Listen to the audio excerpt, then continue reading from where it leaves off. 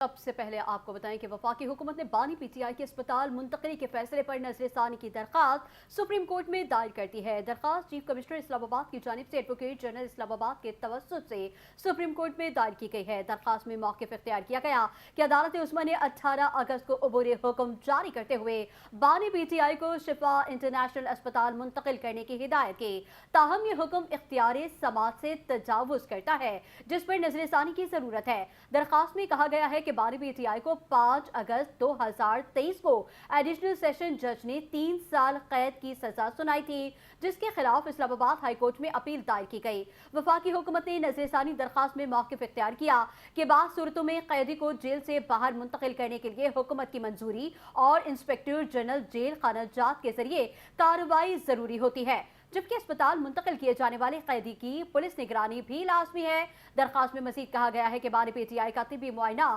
پہلے بھی باقاعدگی سے ہوتا رہا ہے اور میڈیکل بورڈ متعدد مرتبہ ان کا علاج کر چکا ہے۔ وفاقی حکومت نے موقف اپنایا کہ عدالت کو طبی ماہرین کی رائے لینے کے بعد یہ فیصلہ کرنا چاہیے تھا کہ آیا بانی پی ٹی آئی کی صحت کی صورتحال واقعی خراب ہوئی ہے یا نہیں۔ درخواست میں سپریم کورٹ سے استدعا کی گئی ہے کہ 18 اگست کے عبوری حکم پر نظر ثانی کی جائے اور بانی پی ٹی آئی کو شفا انٹرنیشنل اسپتال منتقل کرنے سے متعلق حکم واپس لیا جائے۔